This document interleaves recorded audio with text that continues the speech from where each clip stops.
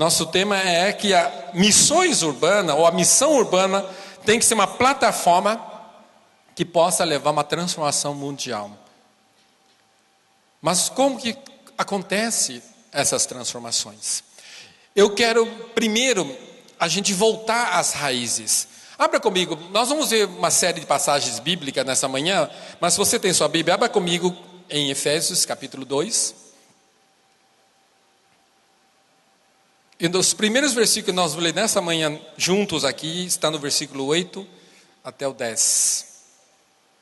Porque pela graça sois salvos, mediante a fé, isso não vem de vós, é dom de Deus. Não de obras para que ninguém se glorie, pois somos feitura dele.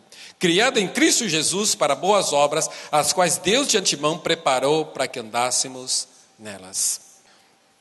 Pela graça sois salvo. Você foi salvo pela graça? Isso não vem de nenhum de nós. Mas é pela fé, pela graça, para que ninguém se glorie. Porque, como eu disse, eu não podia fazer nada por mim.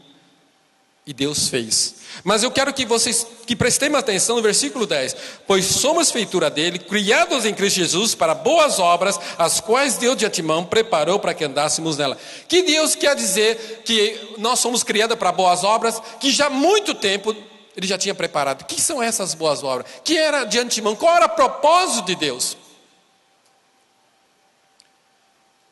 Aí precisamos voltar muito mais. Vamos voltar para a criação? Vamos só passar umas pinceladas rápidas a respeito da criação, porque isso é muito importante. É muito importante nós entendemos para que fomos criados inicialmente lá atrás. Gênesis capítulo 1 nos mostra a criação. E durante a criação, versículos no capítulo 1, 10, 12, 17, 21, 25, quando ele terminava o dia, ele dizia... E viu que Deus era bom. Tudo que ele fazia era bom. Amém? Tudo que Deus faz é bom. Amém? E quando ele fez o homem e a mulher, naquele último dia, no 6º dia de trabalho, ele disse, viu Deus tudo quando fizera, e esse que era muito bom. Porque foi o dia que ele criou você, o ser humano, o homem e a mulher. E ele disse, era muito bom, porque agora estava completa a criação. Isso é importante, porque o homem e a mulher é o centro de toda a criação. Mas o que significa isso? A criação aqui fala do céu, da terra, mas quando nós falamos do centro da criação, é muito mais do que isso, porque na verdade ele está falando do início, ele fez muito mais, ele criou todo o universo. E quem lembra ter estudado geografia, que tamanho é o universo? É muito grande. E eu conheci um astrofísico americano que escreveu um livro chamado A Impressão Digital de Deus. Ele fala que todo o universo foi criado por causa do homem, para possibilitar vida na Terra. Nós somos tão importantes, nós tão importantes. E não somente nós somos importantes no sentido que Deus, nos criou para ter uma relação com Ele. Mas nós somos tão importantes porque nós somos a única criatura que temos a imagem e semelhança de Deus.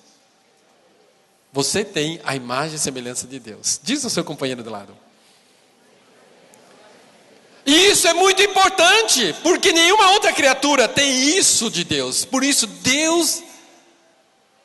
para Deus nós somos tão importantes. Então temos que entender, quando Ele criou... E ele disse, vamos lá, no versículo 26 e 27 da criação. Também disse Deus, façamos o homem à nossa imagem, conforme a nossa semelhança.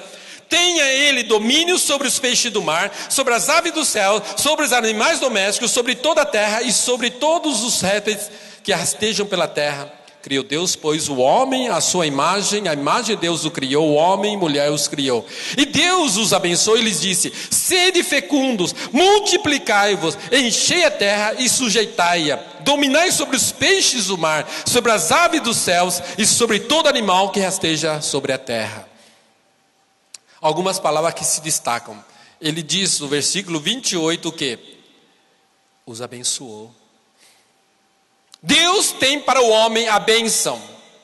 Deus tem para a sua vida a bênção. Amém? Bênção. Ele nos abençoou. Mas eu vejo que a bênção sempre traz não somente benefícios para nós. Bênção sempre traz responsabilidade. Escreva isso, você está anotando. Bênção traz responsabilidade. E muitas vezes nós não entendemos. Talvez a igreja brasileira em geral não tenha entendido que bênção traz responsabilidade. Por isso que eu fico muito triste e imagino que Deus fica muito mais ainda, porque Deus abençoa a igreja brasileira. Se estima que somos 50 milhões de brasileiros, não somos, que somos evangélicos. No entanto, eu fico pensando, 50 milhões, um quarto da população brasileira evangélica, isso não devia trazer uma profunda, uma grande transformação nesse país? Deveria. No entanto, não tem trazido. Alguma coisa está errada. Alguma coisa está errada. Justamente, um dos motivos eu vejo que nós não entendemos que bênção traz responsabilidade. E quais são a responsabilidade do homem? Ele diz aqui, sede fecundos, multiplicai-vos, enchei a terra. Agora, entender isso é complicado, né? Meu pai fez muito bem o trabalho dele. Eu estou tentando fazer o meu. Eu tenho 3 filhos. Né? Hoje, muitos casais nem querem ter filhos. Outros querem ter 1 ou 2, máximo. Às vezes só tem um e fala... Eu tive um rapaz que trabalhava com a gente na missão e falava, o meu já vale por 3. É porque ele não sabe, tendo 3 ia ter o mesmo trabalho, né? Mas, e a Bíblia diz, né, que os filhos são bênçãos. E a Bíblia diz mais, enchei a aljava. Agora encher a aljava com uma flecha é complicado. Sabe o que eu vejo nisso? Uma posição muito pessoal, mas eu tenho experimentado, eu tenho visto que o que está acontecendo, e tem mais, a estatística nos fala que lá na Europa, a estatística diz assim, que para uma cultura ou um grupo de pessoas sobreviver a longo prazo, cada casal precisa ter 2,1 filhos. Claro que não dá para ter 2,1 filhos, mas essa é a média, a proporção. E a Europa não está tendo isso. Então o islamismo na Europa diz, nós vamos tomar a Europa sem faca, sem espada, sem guerra, sem nada. É só ter filhos. E eles estão avançando nessa área. Né? Sem espada. Só ter filho na Europa. Mas o que eu tenho percebido, a minha posição ao observar tudo isso, é que Deus nos abençoa no sentido que Ele cuida de nós. E quando a gente acha que a gente não vai ter condição de criar mais do que um filho, eu vejo 2 coisas erradas ali. Primeiro, falta de confiança em Deus. Eu não estou dizendo que você tem que ter 13 como meu pai. Não estou dizendo isso. Né? Eu tive 3, eu já estou acima da média, 2,1. Já estou fazendo a minha parte. E a segunda parte que eu vejo que é um grande problema nisso tudo, é que nós somos egoístas. Porque se eu tiver mais filho, eu vou ter que dividir mais com meus filhos. Talvez não vou poder renovar, trocar de carro cada tanto tempo, fazer as viagens, comprar as coisas que eu quero. É tudo mentira. É tudo mentira. Nós nunca tivemos nenhum desses problemas. Porque Deus é o mesmo. Deus é o mesmo.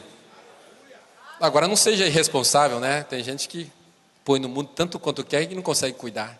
Cuidar no sentido não somente financeiro. Mas nós vamos chegar lá. Então, enchei a terra, multiplicai-vos, sede fecundos. E disse mais, sujeitai-a, não disse ele aqui? Sujeitai, dominai, porque eu tenho dado tudo isso para vocês. Então nós estamos olhando para a criação original. Qual era o plano original? No capítulo 2 ele vai revisitar ou recontar a criação, versículo 7. Então formou o Senhor Deus ao homem do pó da terra e lhe sobrou nas narinas o fôlego da vida e o homem passou a ser alma vivente. Então ali está falando como ele fez o homem. E lá na frente do 15, tomou pois o Senhor Deus ao homem e o colocou no jardim do Éden para o quê? cultivar e cuidar. Porque as primeiras palavras que nós olhamos, sujeitar e dominar, dá uma ideia muito negativa às vezes. Quem gosta de ser dominado? Quem gosta de ser sujeito? Opressão, né? Ninguém gosta disso. Mas entendemos errado. Deus nos deu responsabilidade, e aqui essas duas palavras se somam e ficam mais claras: cultivar e guardar. Cultivar e guardar, inclusive a terra. Mas nós no Brasil, infelizmente, nós temos uma cultura que vai contra tudo isso. A nossa história nos ensina a ser contra isso. Quando os portugueses vieram 1500 para cá, eles vieram para quê? Para morar, para desfrutar, para colonizar a terra? Não, vieram explorar, levar tudo para a terrinha. Não foi isso? Aí depois vieram o que nossa história chama, né? Os piratas, né? Ingleses, holandeses, espanhóis. Eles não eram piratas, eles eram mandados pelos países para também querer tomar uma parte da terrinha brasileira. Mas eles também vieram com qual intenção? Explorar, levar embora as riquezas daqui. E a nossa história continua, mais recente, eu vou ter que pular um monte da história, mas a mais recente, quando muitos nordestinos e pessoal do norte começou a descer em direção ao sul e sudeste, o que eles vieram para fazer? Para morar por aqui? Eles queriam essa intenção original? A maioria não. Para levar para a terrinha de volta também, lá em cima. Claro que a maioria, ou muitos ficaram, e muitos de nós aqui somos descendentes deles. Mas essa era a intenção. E história mais recente ainda, os descendentes japoneses que nasceram aqui, que criaram aqui, terceira, quarta, quinta geração, quando começaram a voltar para o Japão, o Dekasegi, o que eles foram fazer lá? Com a intenção de morar no Japão? Nenhum deles. A maioria não. Vê a nossa história? Explorar, tirar, ter vantagem. E esquecemos que a criação original que Deus nos deu foi para cuidar, cultivar, para plantar algo que cresça. Essa grande diferença quando a gente compara a gente com a América do Norte e os Estados Unidos, porque foram para lá os pioneiros e aqui vieram os bandeirantes. Essa é a grande diferença. Mas podemos inverter, porque Deus é um Deus de transformação. Amém? Deus é um Deus de transformação. Nós temos que entrar na palavra e entender qual a intenção original de Deus para nós. Então vamos ver mais, versículo 18. Capítulo 2, 18. Disse mais o Senhor Deus: não é bom que o homem esteja só. Far-lhe-ei uma auxiliadora que lhe seja idônea. Opa, agora vamos entender a família. Aqui está a criação, o começo de como Deus intentou que o primeiro casal fosse a mulher. Qual é a intenção então? A mulher tinha que ser o quê? Auxiliadora idônea. O que significa? Que ideia você tem de alguém que é auxiliadora e que seja idônea? Eu creio, claro que a gente tem que buscar base também para o Novo Testamento. A Bíblia se completa dessa forma. Nós não podemos pegar só o Antigo Testamento e simplesmente pegar e querer aplicar e cumprir a pé da lei, porque nós temos o Novo Testamento. Tudo se faz à luz do Novo Testamento. A Bíblia diz, Paulo diz: não deveis vocês colocar debaixo de jugo desigual, quando fala do casamento. O que é um jugo desigual? O que é um jugo? Talvez muitos de nós nem sabem o que é um jugo. O que Paulo quer falar, quer dizer o jugo? Jugo, na verdade, é um pedaço de madeira feito dessa forma, que é feito para colocar dois animais debaixo dela, e para puxar uma carroça ou arar uma terra. Já surgiu essa figura, né? Agora, ficou claro. Não dá para ter um animal só. Então, o jugo desigual me dá que não pode. Mas o jugo igual, essa criação do Deus para o homem e a mulher, é que eles fossem dois caminhando juntos, lado a lado. Não há lugar na Bíblia, na criação de Deus para a família, para homem e mulher, nem machismo, nem feminismo. Não há lugar para isso. Os dois trabalhando juntos, lado a lado. Lado a lado. Essa é a criação original. Tá? Eu estou dizendo, nós estamos olhando qual era a boas obras que de antemão Deus havia nos preparado. E temos que entender, então, a primeira instituição que é a família. Porque a base da célula é uma família. Quando há uma família. E nós sabemos que... E por isso, Satanás tem se alegrado, tem deitado e rolado e destruindo as famílias. Porque é a primeira instituição. de Deus. Olha para nossas famílias. Hoje. E tem mais. Eu dou aula de teologia bíblica de missões, né? E uma coisa que a gente afirma é que houve um preletor que falou o seguinte: que a Bíblia inteira fala de missões, exceto 4 capítulos da Bíblia. Sabia disso? Uau! Se fala de missões, a Bíblia toda, por que a gente fala tão pouco de missões? É incrível isso. Por que somente 4? E quais são esses 4 capítulos da Bíblia que não falam de missões? Ele disse, Gênesis 1 e 2 não fala de missões. Por quê? Porque não precisava de missões. Não havia pecado na terra ainda. O homem estava tão bem, o homem e a mulher estavam muito bem com Deus, não precisava de missões. E por isso, então, entre o capítulo 3, quando o homem e a mulher caiu em tentação, e vocês sabem a história. E é muito triste, porque Satanás foi justamente para mostrar, né, ao homem mentiras que ele podia. Versículo 5, 3, 5. Porque Deus sabe que no dia em que dele comerdes, se vos abrirão os olhos, e como Deus sereis conhecedores do bem e do mal. Olha o que Satanás ofereceu, você vai ser igual a Deus. Vendo a mulher que a árvore era boa para se comer, agradável aos olhos, e a árvore desejável para se dar entendimento, tomou-lhe do fruto e comeu, e deu também ao marido, e ele comeu. Versículo 8. Quando ouviram a voz do Senhor Deus que andava no jardim pela viração do dia, esconderam-se da presença do Senhor Deus, o homem e a sua mulher, por entre as árvores do jardim. E chamou o Senhor Deus ao homem e lhe perguntou, onde estás? Amados, aqui começa missões. Missões é que Deus sai em busca do homem e a mulher perdido. Não precisava de missões. E a iniciativa é sempre de Deus. Por isso, pela graça sois alvos, não de vós. Deus é que vem atrás de nós. Deus que veio e tomou a iniciativa de tirar a gente de lá do lamaçal, lá do fundo do poço, e nos colocar no lugar alto. Trazer de volta a sua maravilhosa luz. Mas vamos entender esse momento da queda. Onde estava o homem quando a mulher pecou? Comeu da árvore. Onde estava o homem? Cuidando dos animais? Colhendo frutos? Versículo 6, no finalzinho. Tomou-lhe do fruto e comeu, e deu também ao marido, e ele comeu. Onde ele estava? Ele não fez nada. E olha que Deus disse, versículo 9, onde está? 10, ele respondeu, ouvi a tua voz no jardim, porque estava nu, tive medo e me escondi. Perguntou-lhe Deus, quem te fez saber que estava nu? Comesse das árvores que te ordenei que não comesse? Então disse o homem, a mulher que me desse por esposa, ela me deu da árvore e eu comi. A culpa é da mulher. Não é sempre que é assim? A culpa é da mulher e a culpa é do Senhor que me deu a mulher. É. Eu sou homem, eu posso falar disso. Vocês, mulheres, não podem falar disso, tá? O homem, infelizmente, nós temos sido omissos em nossos principais papéis. E aqui mostra isso. Ele foi o primeiro criado, ele é o cabeça, ele tinha que ter falado, Eva, não coma!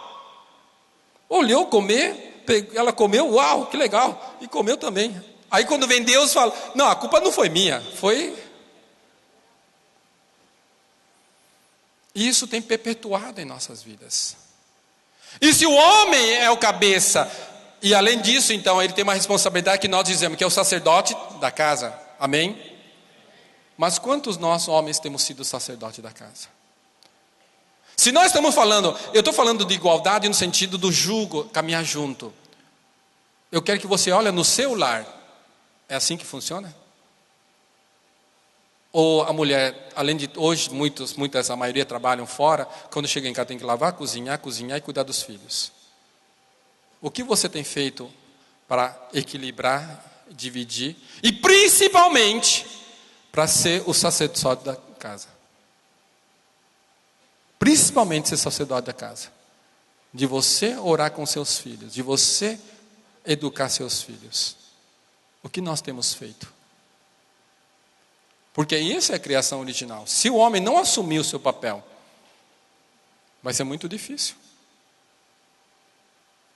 E o papel que eu estou dizendo aqui não é de superioridade. Porque quando a gente olha para Efésios capítulo 5, quando fala do relacionamentos, né, a gente sempre gosta daquela passagem que mulheres, sujeitai-vos aos seus maridos. Não é legal essa passagem? Aí, ó, tem um amém ali. Já que você disse amém, abra lá. Vamos entender a Bíblia? Eu estou falando, eu posso falar isso porque eu sou homem. Mas não é porque eu sou homem, é porque a Bíblia fala, amém? A mulher tem sua responsabilidade por ter feito o que fez. E o homem tem sua responsabilidade por ter feito o que fez. Quando a gente olha... Só para... Rapidinho, gente, senão eu não termino o que eu tenho para dizer a todos vocês. Quando a gente fala ali no versículo 5:22 Efésios, nós começamos a falar 22, as mulheres sejam submissas ao seu próprio marido e como ao Senhor. E depois fala, mas você vai ver que Deus vai falar muito mais ao marido para amar e cuidar do que dizendo a mulher se submissa. As duas coisas têm que existir. Se eu não amar minha esposa, não é que ela fica livre da responsabilidade de ser sujeita, porque a palavra de Deus não nos livra nada disso. Mas fica mais difícil para ela fazer. Eu tenho que fazer a minha parte também. Amar e cuidar dela. Mas, porém, contudo, entretanto, nós temos que entender a Bíblia no seu contexto total. O que diz o versículo 21? Sujeitando-vos uns aos outros no temor do Senhor. E aí Paulo começa a falar de relacionamentos. O contexto é esse, gente. A sujeição é mútua dentro do corpo. Não existe diferença nesse sentido dentro do corpo. Nós temos que respeitar, sujeitar uns aos outros dentro. Essa é a realidade que Paulo fala. Esse livro de Efésios é maravilhoso, tá? A gente tem uma matéria chamada Missões em Efésios, gente, é maravilhoso estudar e ver. Mas nós vamos voltar ao casal. Então, Deus constitui a família. Então, o que é uma família que eu entendo? Eu estou tendo uma situação em um campo com um casal que recebeu uma irmã, e eu falei, não é bom a sua irmã nem é missionária, a sua irmã não foi treinada, não conhece a visão, você recebeu ela como visita, mas morar com você no campo não dá. E a pessoa fala, não, minha irmã é família. O que é uma família para Deus? Eu pego uma outra passagem. Quando Deus chamou Abraão, ele disse, sai da tua terra, da tua parentela, da casa de teu pai, e vai para a terra que te mostrarei. Eu parto por ali. O que é família? Família é eu, minha esposa e meus 3 filhos. Porque a partir do momento que eu formei essa família, o resto, os outros, não vou falar resto é feio. Os outros são parentes. Agora, claro, eu vou acolher. Minha mãe é viúva, tem 80 anos, ela mora com a gente hoje, porque a Bíblia, no Novo Testamento, temos que acolher as viúvas. Não as mais novas, né? Eu li recentemente sobre isso também. As mais novas que logo quer se casar, né? Mas as viúvas que estão sós, que precisam de ajuda, de verdade. Essas temos que acolher, né? Então, nós temos que entender o que é família. Porque, como o chinês e o brasileiro, nós somos tudo entrelaçado, de forma que nós não entendemos o que é família. Agora, não estou dizendo que é Deus que é contra a família. Deus não é contra nossos parentes. Mas temos que ter um relacionamento saudável. Saudável, porque na minha cultura, o certo é morar todo mundo amontoado. Porque antes de eu nascer, minha mãe me contava. Não só morava meu pai, 2 esposas e 9 filhos, mas também os 2 irmãos do meu pai com suas famílias. Eram 4 mulheres, então era bom. Cada uma cozinhava uma semana inteira. Difícil, né? E por isso, então, nós temos que entender qual era a intenção original de Deus. Então nós vemos aqui o plano completo original de Deus para a humanidade. Onde o homem e a mulher juntos seriam corregentes. Olha que palavra bonita. Corregentes. O que é regente? Agora tem que voltar para a história. Nossa história diz que quando Napoleão invadiu Portugal, a família real fugiu e veio para cá, João VI, né? Lembra? Dom João VI veio com a família real e dali então instalou o reino, o império, o Portugal aqui. Mas depois, quando Napoleão perdeu a guerra, a família real voltou e aqui ficou Pedrinho. Só que Pedrinho era criança, então tinha que colocar alguém para ajudar a cuidar. Por isso então nós tínhamos regente Feijó, lembra da história? Pois é, então aquele que vai reinar no lugar de... E Deus nos colocou, você e eu, como regentes hoje. Nós temos um papel tão grande, tão importante na terra que precisamos entender o nosso papel. Esse é o papel original de Deus. Então mas quando veio a queda, nós temos todas essas consequências. Mas Deus, mesmo assim, não tirou. Pelo contrário, Deus começou a trabalhar o plano dele de como restaurar, como transformar, como trazer o homem e a mulher de volta para a sua intenção, seu plano original. Houve, claro, na história ainda, o grande dilúvio. Não assistam Noé, parece que é ruim, né? Se você já assistiu, sinto muito. Eu não assisti ainda, meu filho disse que foi ruim. Mas teve o grande dilúvio, teve a situação da Torre de Babel, mas aí depois veio o primeiro passo concreto, firme, que eu já mencionei, da chamada de Abraão. Né? E ali Deus então começou a desenhar, a mostrar muito claro o plano dele. E eu não tenho tempo de contar toda a Bíblia a respeito disso, mas esse é o plano de Deus, culminando até chegar a Jesus. Até chegar de Jesus, para a restauração completa, uma vez por todas, nossos pecados perdoados, lavados, pelo sangue precioso do Cordeiro. Esse é o plano. Agora sim, restaurados, transformados, nós podemos voltar para boas obras que de antemão Ele fez. Então, nós temos que entender para que fomos salvos. Para que nós fomos salvos? Durante o louvor falamos que aguardamos arrebatamento.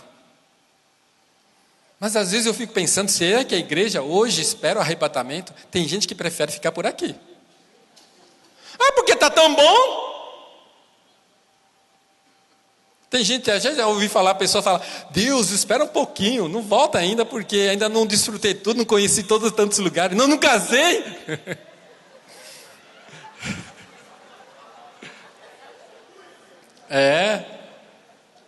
Eu lembro na minha época, na década de 70 e 80, a gente cantava todo domingo, todos os cultos, sobre a volta de Cristo, Maranata. Hoje já não se fala mais isso. Fica tão fraca nosso anseio, desejo de estar com Deus.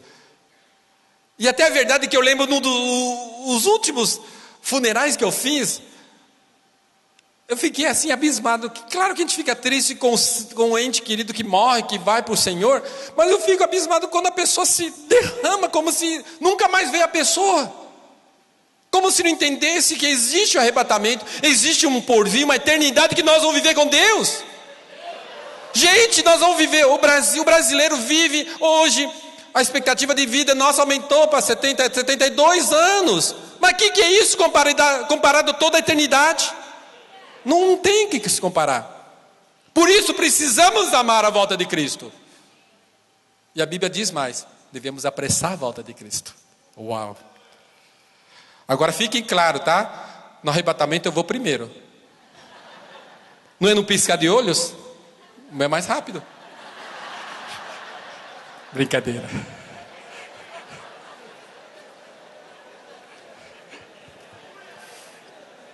Nós vamos todos juntos.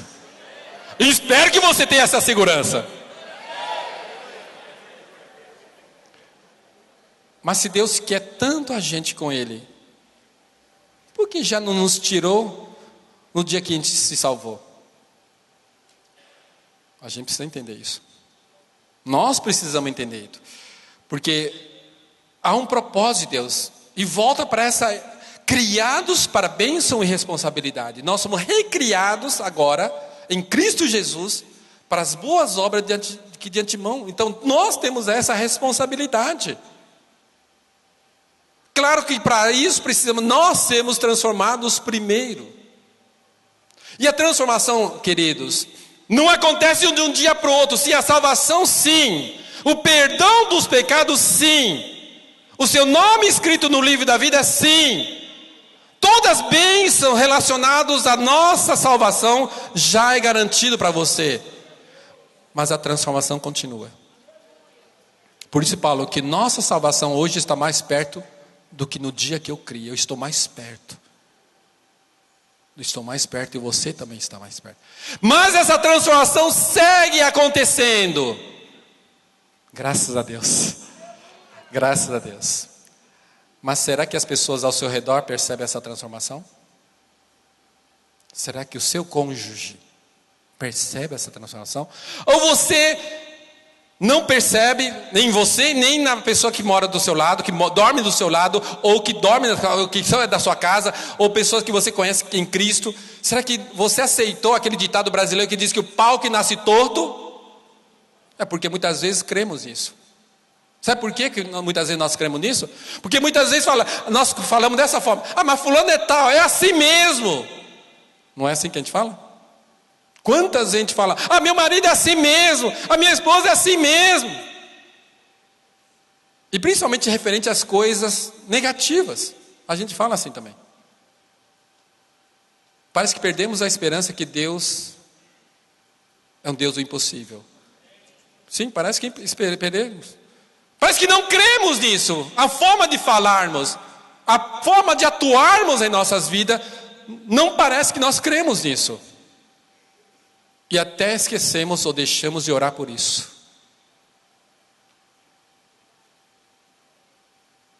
Então, precisamos voltar a orar. Precisamos voltar a crer. Não que eu quero que meu marido ou minha esposa mude conforme o meu querer, mas que ele possa cada dia voltar para aquele plano original e agora renovado e parecendo cada dia mais com o Senhor Jesus Cristo. Essas tem que ser a nossa oração. Não para ser como eu quero, mas como Cristo quer. Porque essa tem que ser a base de nossas igrejas. Essa tem que ser a base do nosso cristianismo. Então nós cremos que Deus transforma e precisamos ser transformados. E precisamos ser transformados dia a dia. E por isso, me veio à mente um texto, quando eu estava preparando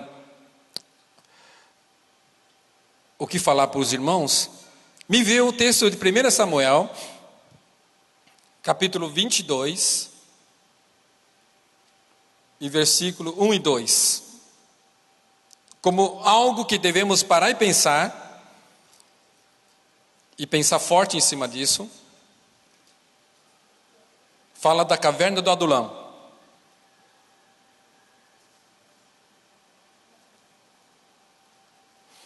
Davi retirou-se dali. Se você quiser, está 1 Samuel 22, versículo 1 e 2. Davi retirou-se dali e se refugiou na caverna de Adulão. Quando ouviram isso, seus irmãos e toda a casa de seu pai desceram ali para ter com ele. Ajuntaram-se eles e todos os homens que se achavam em aperto, e todo homem endividado, e todos os amargurados de espírito, e ele se fez chefe deles, e eram eles os 400 homens. Eu amo essa passagem, porque um dia, Deus nos levou a comprar um sítio para se tornar um centro de treinamento, e hoje é a base da Missão Servos, lá em Parelheiros, em São Paulo. E um amigo meu, um líder de missões, um visionário, um profeta, chamado Vivi Grigg, um neozelandês, ele é autor do livro Servos entre os Pobres, ele nos visitou. E quando ele viu a nossa situação, ele falou: puxa, isso aqui parece uma caverna de Adulão. Claro que não tinha 400 homens, mas tinha pessoas assim.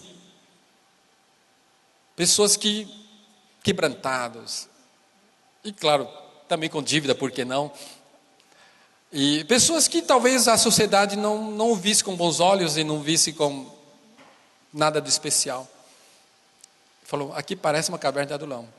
E eu fiquei pensando, mas o que significa isso? Aí fui estudar.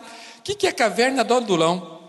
Era onde Davi se refugiou na fuga de Saul. Ele já foi ungido rei para ficar no lugar de Saul, mas no entanto esse homem, Davi, ele respeitava ainda aquele rei que estava na posição. Eu acho tão bonito isso, quando a gente, ainda que aquele rei ia ser retirado, a graça de Deus estava saindo, sendo tirado daquele homem aos poucos, mas Davi respeitava, ele é o ungido de Deus. É curioso isso, esse respeito à autoridade, porque cada dia nós vemos menos isso, seja dentro da igreja, fora da igreja, porque a autoridade é construída por Deus, qualquer autoridade, crente ou não, isso é bíblico, né?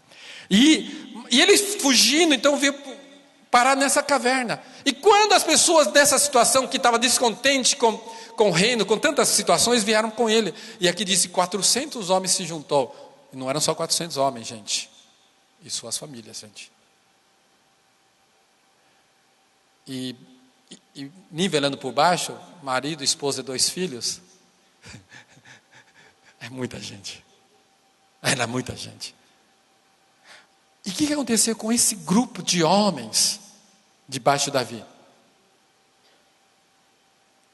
Se tornou um magnífico exército.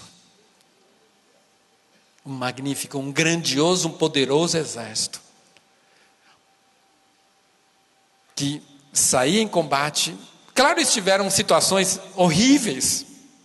Mas esse é o ponto.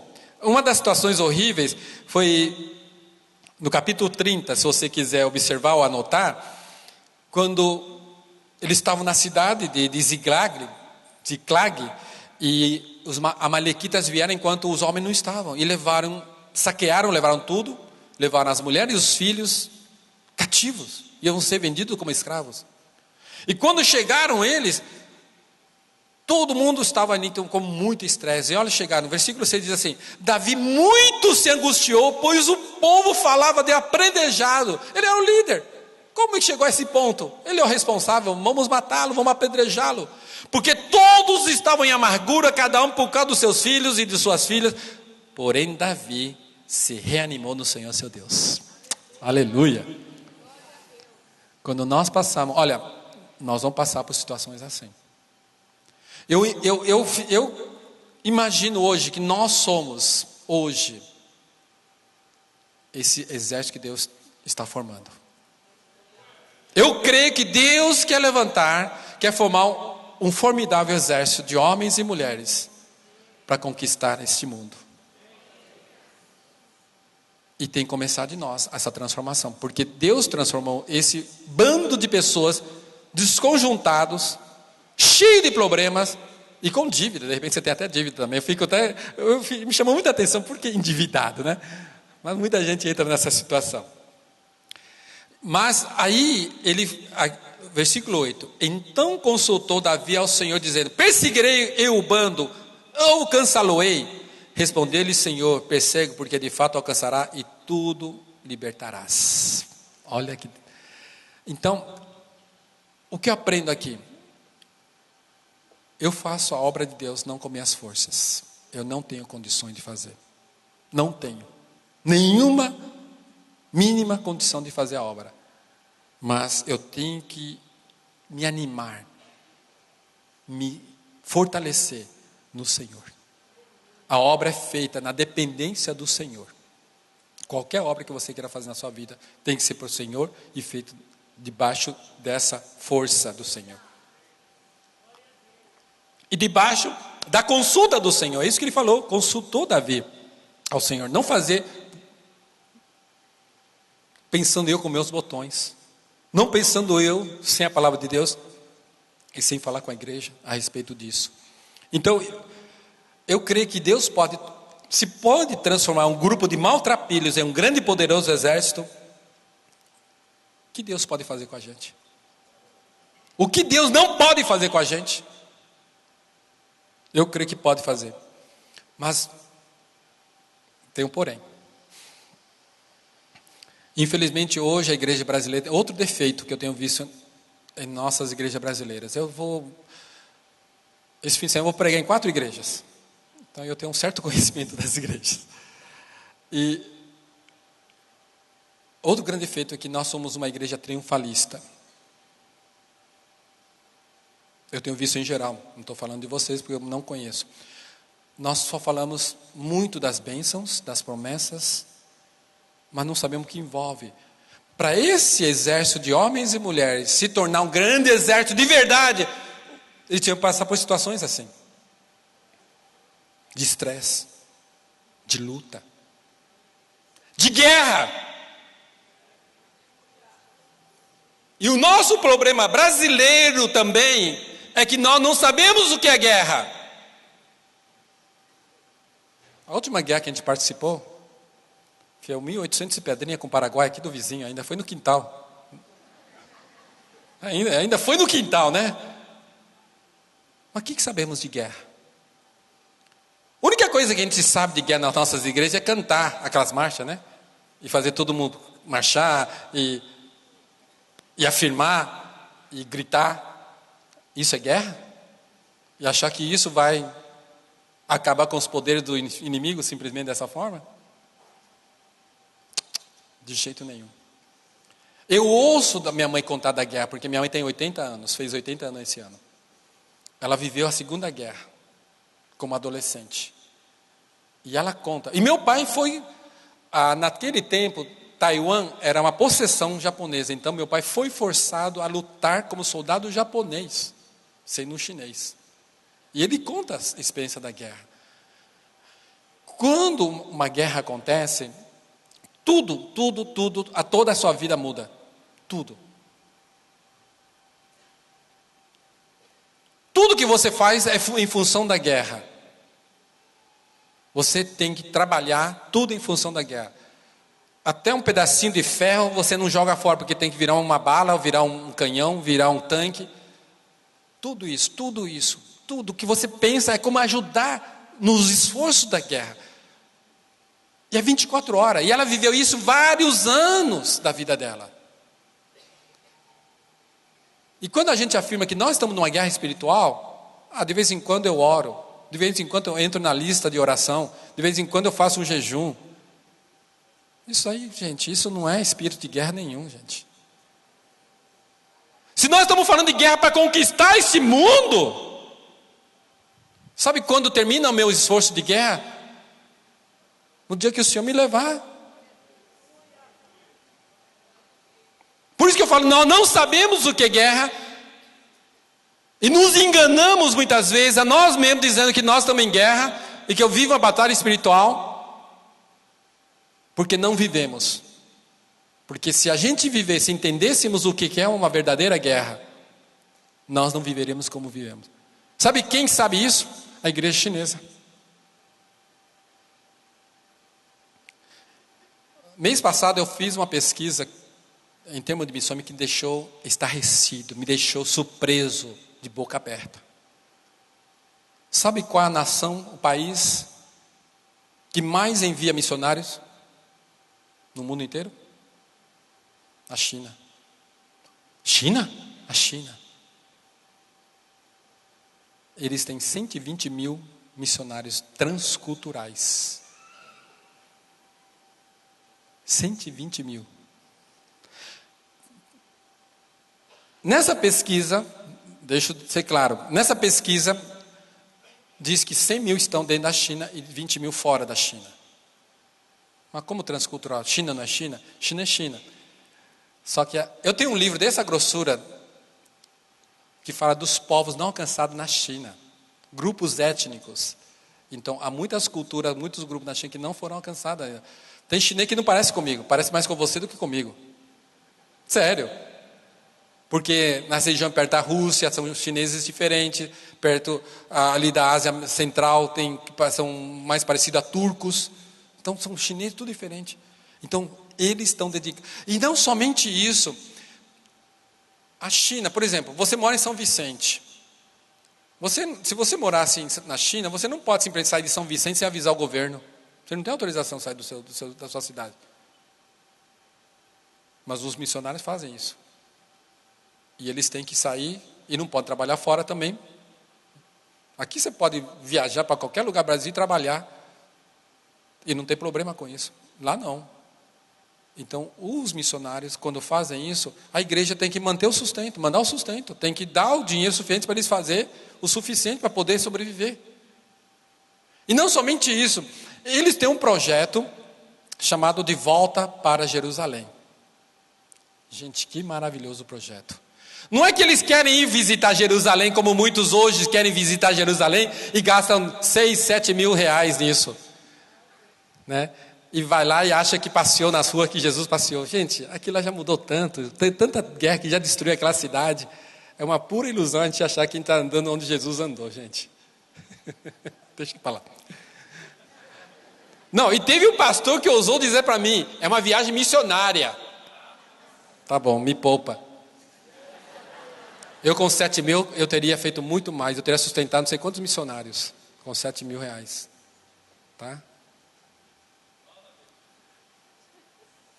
Eu não sei se aqui tem agência que faz isso, desculpa, mas sinto muito. Mas esse não é meu problema. Por que De Volta para Jerusalém da igreja chinesa? Sabe por quê? Porque no caminho, esse é o projeto. Não é que eles querem simplesmente para Jerusalém. É que no caminho para Jerusalém, eles têm que passar pelos muçulmanos, pelos budistas e pelos hindus. Os 3 grupos de pessoas menos alcançadas do mundo. Aí alguns líderes de missões falam, mas como eles vão evangelizar esses grupos sem preparo, sem seminário, sem treinamento transcultural, sem... Como que eles vão fazer isso? Eles vão aguentar a perseguição? Vão aguentar o que eles vão fazer com os cristãos? Claro que vão. Eles disseram, nosso seminário foram as prisões chinesas. O que mais eles podem fazer conosco que não fizeram já nas prisões chinesas? Essa é a realidade que eles vivem todo dia, gente. Por isso que quando eu falo de guerra, eu falo que a gente não entende o que é guerra, nós não entendemos o que é guerra. A gente tem que fazer um congresso só sobre o que é guerra. E como nos engajar nessa guerra. Porque se todo o meu esforço tem que ser voltado para isso, então nós precisamos rever nossas vidas. Porque nossos esforços hoje não são para isso. Nós damos uma parte, um dízimo quando damos.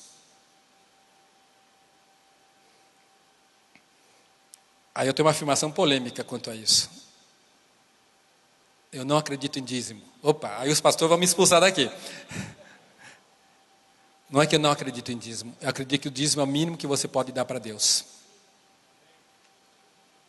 É porque a gente fala, tudo é de Deus, mas no fim, a gente só dá o dízimo quando dá. Eu aprendi que tudo é de Deus e eu preciso dar cada dia mais do que eu dou para Deus. Isso que eu tenho aprendido. Porque nós somos chamados para ser bênçãos. E é mais bem abençoado dar do que receber, disse Paulo. E que se a gente entendesse a economia de Deus, é que quando eu dou, Deus vai me dar condições de dar mais. Mas quando eu não dou, eu só gasto comigo. Não vai acontecer bênção para eu poder abençoar. Nós somos fonte de bênção. Mas só vamos aprender a economia de Deus quando você começar a tomar passos claros, decisivos nessa direção. Só assim. Por isso nós precisamos entender o que significa estar em guerra e viver em estado de guerra, estar sempre pensando como eu posso ver o reino de Deus avançar. Não tem outro motivo você estar aqui. Sim, como ela disse, nós precisamos adorar, aproveitar, aprender a adorar. Eu vou mais adiante. John Piper, ele disse, sabe por que nós precisamos fazer missões? Porque falta adoradores de Deus nessa terra. Eu preciso aprender a adorar, eu preciso aproveitar o tempo e adorar e fazer mais adoradores de Deus nessa terra. Esse é o propósito de nós estamos aqui. Maior propósito, porque nós vamos adorar toda a eternidade a Deus. Mas enquanto estamos na terra, é a única oportunidade que nós temos de fazer mais adoradores de Deus. E se você não está aqui para isso, você está no bonde errado. Nem no vagão errado, você está no bonde errado. Porque esse é o propósito que Deus tem para nós. Eu não consigo enxergar na Bíblia outro propósito que Deus tenha nos deixado aqui na face da terra. E não somente isso, eu vou mais adiante, porque Jesus ele teve que vir aqui, nascer como bebê, como judeu, na Palestina, no meio do Império Romano, e ainda viver 33 anos. No propósito dele não era só vir morrer por nosso lugar? Por que então teve que viver 33 anos? Porque ele tinha que preparar aqueles 12, para isso que nós não estamos fazendo. Fazer discípulos. Fazer discípulos. Então, se você não tem esse propósito na sua... Claro, cada um tem que fazer discípulo da sua forma, dentro dos seus dons, dos recursos que Deus nos dá. Não podemos nos comparar um com o outro. Eu acho tão bonito nessa passagem de Samuel, quando eles conseguem reaver todo mundo, um grupo que se cansou e não foi na batalha. Mas na hora de dividir os despojos, Davi falou, todo mundo vai ganhar igual. E o pessoal protestou, não, mas eles nem foram na guerra com a gente. Mas eles ficaram cuidando da bagagem, da estrutura atrás. A guerra se faz assim, gente.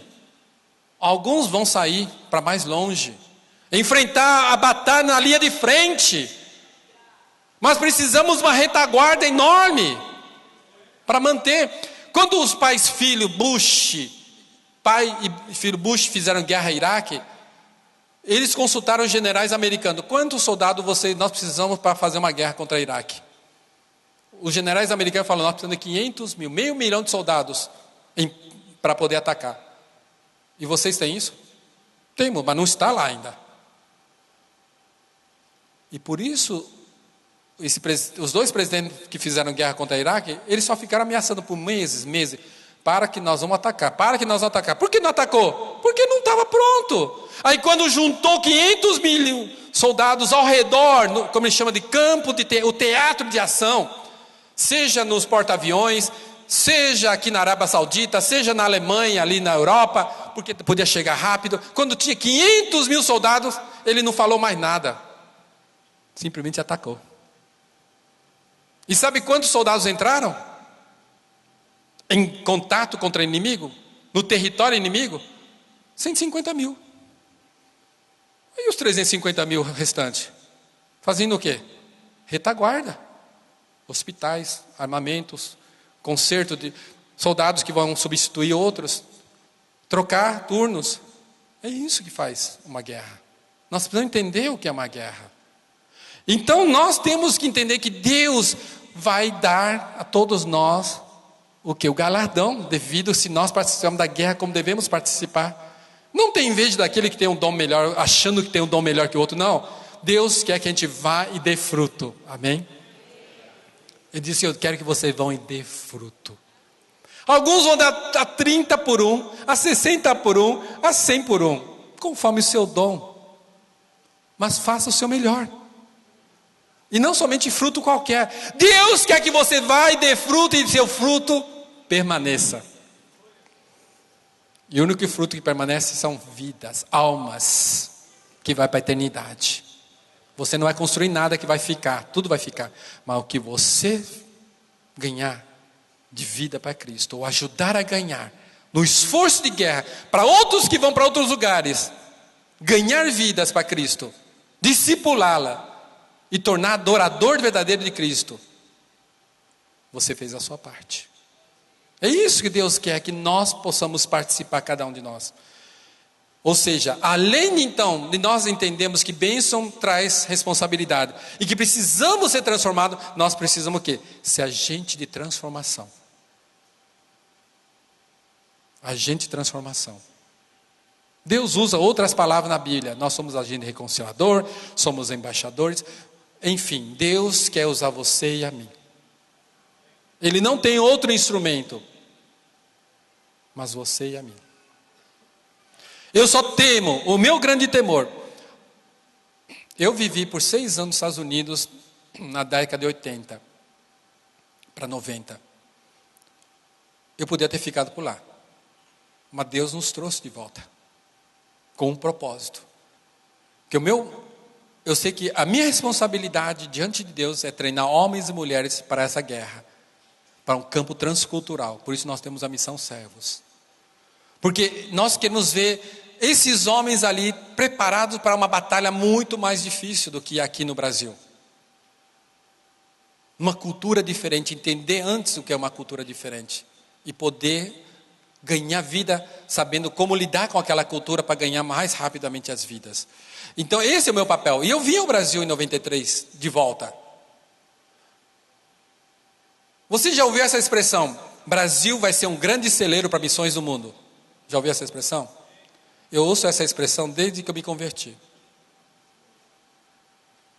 E o meu grande medo é que nós sejamos só o potencial.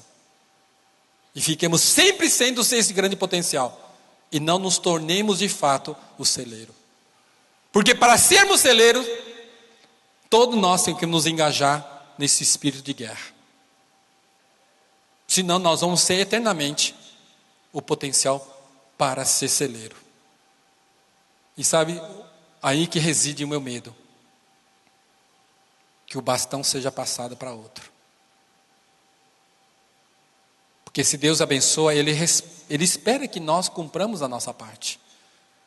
Agora o plano de Deus para a salvação deste mundo não vai cair por terra. Vai se cumprir com a nossa ou sem nossa participação. E se a gente não participar, nós perderemos a bênção de ser instrumento de Deus. Perderemos o propósito de estarmos aqui. E não importa então quem você é, qual o seu papel na igreja, qual a sua profissão, não importa. Deus quer que você seja um agente transformador. Um agente transformador. Nós precisamos ser agentes. Eu fico olhando para a vida do Paulo, que é um dos grandes exemplos depois de Jesus. Nós vemos um grande exemplo na vida de Paulo. Ele era perseguidor, mas Deus transformou aquela vida. Tanto que no início essa pessoa ficava até com medo daquele Paulo. Mas ele fala, eu sou o menor de todos, porque eu não mereço, eu fui perseguidor. Ele foi o pior inimigo que a igreja podia ter. Mas Deus transformou e usou aquela vida. Quanto mais Ele pode usar nossas vidas. Esse ano eu estive, no começo do ano, visitando 3 países na África e passando de Lambuja, voltei para Portugal. Passei por Portugal porque o avião passava para lá. Aí eu falei, então me deixa por uns 4 dias que eu preciso visitar algumas pessoas. E eu tive o privilégio de visitar um outro rapaz, colega de Zé Carlos, chamado Hudson. Ô menino abençoado, eu chamo menino que ele é mais novo que eu. Né? Tudo que é mais novo a gente chama de menino. E ele fez o treinamento, ele foi para a Venezuela, passou a temporada em Venezuela, depois ele foi para o lugar que ele tinha chamado, Portugal. A igreja dele enviou, ele não saiu pela missão, mas ele foi pela igreja. Só que a igreja enviou para trabalhar com a igreja de lá, com a denominação deles lá. E passou-se anos, e ele só via problemas. É uma denominação que vai fazer 100 anos em Portugal. E ele só via problemas. Aí quando ele fez 30 anos, 10 anos atrás, ele ligou para o pastor dele. Ele falou, pastor, eu vou fazer 30 anos. E eu vi que eu não construí nada na minha vida para Deus.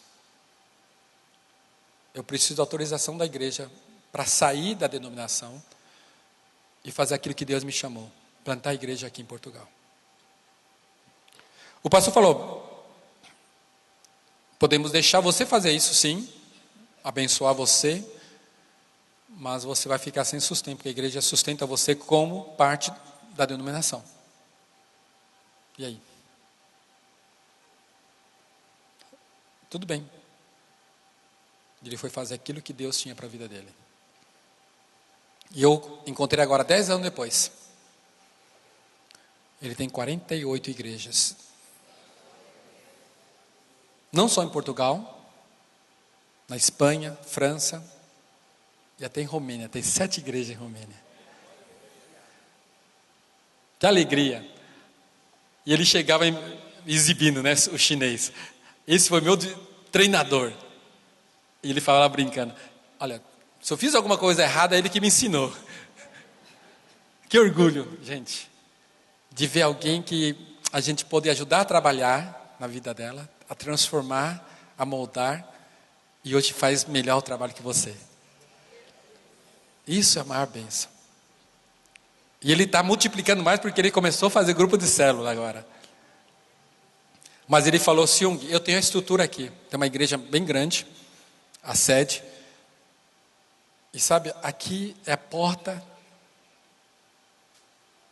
para reevangelizarmos a Europa. Seung, eu quero que você nos ajude a treinar homens e mulheres para nós invadirmos essa Europa. Você pode trazer brasileiros, nós vamos colocar gente nossa junto e vamos treinar aqui na minha igreja. Invadir essa Europa. E principalmente o leste europeu, gente. Gente, o leste europeu, todo aquele conglomerado de países que está debaixo do domínio soviético, vocês lembram disso? Os mais velhos lembram disso. Os crentes mais velhos lembram que nós oramos por décadas pela queda do Império Soviético, pela queda da cortina de ferro. Vocês lembram disso? Oramos e Deus nos respondeu. Só que foi uma oração sem preparo. Nós não nos preparamos. Nós oramos e parece que não críamos, porque a gente não se preparou para a queda. E quando o Império Soviético caiu, e todos aqueles países se abriram, nós não tínhamos gente para entrar. E sabe quem entrou? Os muçulmanos e as seitas. Tem igreja seita que é muito maior que qualquer grupo evangélico naqueles países. Hoje nós oramos pela queda da cortina de bambu na China, não oramos? E da Coreia? E qual é o nosso preparo para isso? Deus colocou no meu coração de nós prepararmos obreiros em Taiwan. Taiwan é considerado uma província rebelde, ele é um país democrático, mas vivem 23 milhões de chineses. E só tem 2% evangélico. Na China tem mais de 5% evangélico. Mas então você pode entrar como missionário carimbado no seu passaporte, pode aprender o chinês, a cultura, e evangelizar. Então Deus disse: vamos preparar homens e mulheres aqui em Taiwan. E o dia que a China, a cortina de bambu cair, nós vamos estar com gente pronta para entrar para ajudar. É o que eu chamo de cabeça de praia numa guerra. Dali nós vamos invadir. Temos que ter estratégias de guerra. Então nós somos agentes transformadores. E Deus quer nos usar para isso. Então, amados, não se preocupem. Se você quer que Deus continue transformando sua vida, e você se tornar agente transformador, então sabe o que você tem que esperar? Tem uma promessa de Deus para nós aqui. Já que nós gostamos de promessas.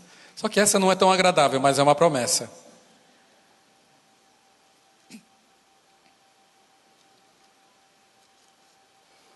Segunda Timóteo 3:12.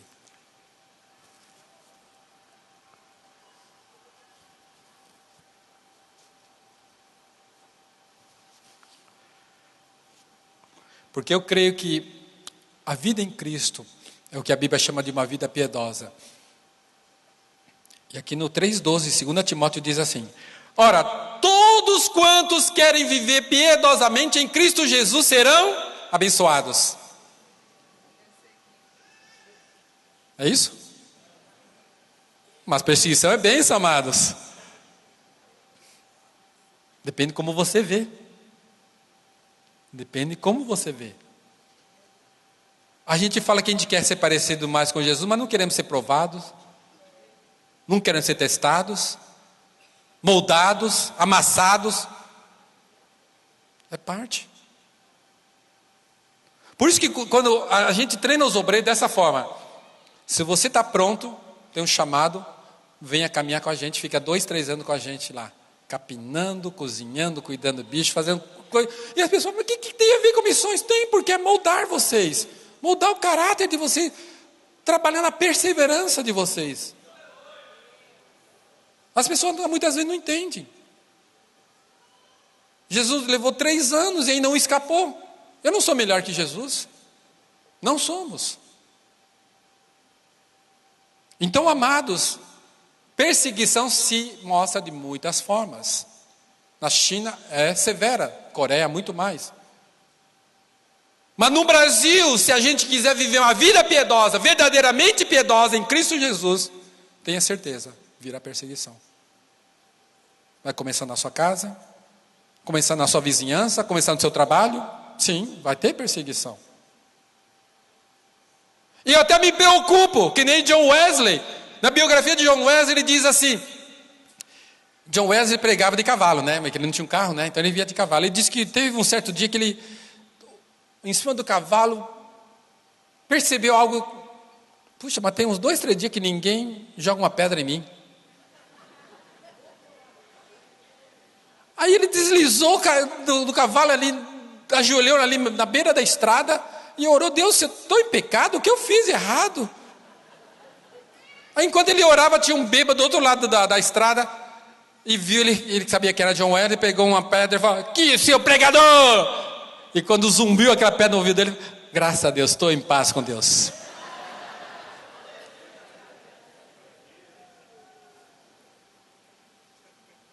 A Bíblia é muito clara. Se nós queremos continuar sendo transformados por Deus e nos tornarmos agentes de transformação, então aceite, sem pecado, claro, o moldar de Deus em nossas vidas. Porque Ele tem que tirar aquelas protuberâncias que Ele não gosta, tem que alisar. E sabe para quê? Um dos objetivos é fazer nós nos encaixarmos como igreja. Você na sua célula se encaixar bem, para que as pessoas que vão visitar a sua célula vão ver: puxa vida, que lugar legal de estar. Que lugar gostoso de estar. São todos humanos, cheios de erros como eu, mas se amam. De verdade. Não só aparência.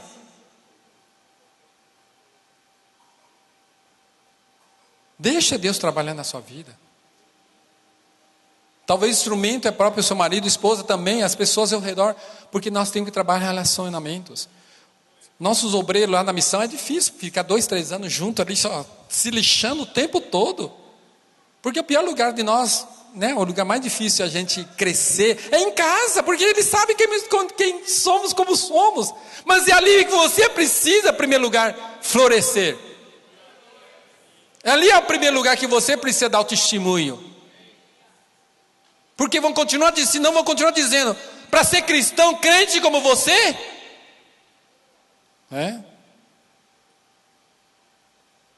e muitas vezes, ou a maioria das vezes, sem palavras. Porque às vezes só prega e não vive. Temos que viver. E deixar Deus continuar transformando aqui dentro. Continuar trabalhando. E é isso que Ele vai fazer, se você quiser. Se de fato você quer ser transformado e ser agente de transformação. Senão você pode continuar levando essa vida que você tem. Sem profundidade. Porque é triste o que falaram num congresso sobre o Brasil. Louvar a Deus pelo crescimento da igreja brasileira. A igreja brasileira parece uma estrada de 1000 quilômetros. Grande, comprida, longa. Tem um porém. Tem 2 centímetros de espessura. Temos que mudar isso. E essa mudança só vai acontecer se começar de mim, começar de você. Só. Depende de nós. Depende de nós como igreja. E eu louvo a Deus pela Igreja Batista Peniel. Louvo a Deus. Porque é isso que Deus tem feito na liderança de vocês. E você faz parte e tem que seguir esses passos. Porque eu creio que nós temos que alcançar este mundo Sabe? Missões, temos que alcançar este mundo. Vocês têm tudo para fazer isso. Mais do que eu, como uma agência missionária tão pequenininha. Vocês têm tudo nas suas mãos. Então temos que fazer nossa parte com fé. Dependendo de Deus. Quando eu falo depender de Deus, não é orar. Depender, gente. Olha, eu não sei o que é trabalhar secularmente. Isso é o que Deus me chamou. Não estou dizendo que é para todo mundo. E meus filhos, pela graça de Deus, puderam estudar numa escola particular, tempo integral. Essa semana eu fui mostrar o boleto do pagamento do meu filho. Só tem um hoje. Um está nos Estados Unidos, outro está em Taiwan. Um só ficou aqui, que está terminando. E o boleto diz 3.200 por mês. Por um, eu tinha 3. E tinha 4 quando minha esposa decidiu fazer faculdade de novo. De psicologia, né? Imagine 4 boletos. Nós temos uma bolsa da escola, mas mesmo assim não é o valor completo que a gente paga, mas era muito cara. Mas o que eu posso testificar, que Deus nunca deixou a gente faltar uma mensalidade. 15 anos já eu tenho esses meninos estudando. Nunca deixou faltar uma mensalidade. Mesmo quando nós não tínhamos sustento financeiro mensal, que normalmente alguns têm, vem entrar todo mês. Mas Deus nunca deixou faltar. Essa é a fidelidade de Deus. E você só vai experimentar essa fidelidade se você realmente decidir andar por fé e viver por fé. Não é fácil. Mas esse é o nosso chamado. Porque essa guerra só vai ser feita por nós se a gente depender daquele que nos agenciou, aquele que nos recrutou, que nos alistou, que é Jesus. Se você for depender dos seus talentos, dos seus recursos, somente não vai muito longe, não vai. Mas precisamos então aprender cada dia. E caminhar nessa direção, porque muitos de nós sabemos o que Deus tem para nós, mas não caminhamos nessa direção. Quanta gente eu encontro, eu tenho um chamado. Eu sei o plano de Deus para a minha vida, eu sei que Deus quer que eu faça isso, mas não caminha nessa direção. Como que vai alcançar? Como que vai fazer? Como que Deus pode usar nossas vidas para transformar mais ainda São Vicente? Esse Brasil que precisamos nós nos tornarmos realmente grandes agentes transformadores. E muito mais, este mundo. Se a gente não começar com aquilo que a gente sabe que tem que fazer. Sim, começa com pouco. A gente só vai ser fiel no muito quando a gente for fiel no pouco. No pouco. Tirar de nossas vidas as coisas que não agradam a Deus. Tirar de nossas vidas pequenos atos de corrupção contra até a própria justiça do homem. Tirar de nossas vidas pesos que talvez não seja pecado, mas coisas que impedem a gente correr propriamente a nossa corrida, a nossa jornada. Precisamos fazer isso e tem que começar com cada um de nós.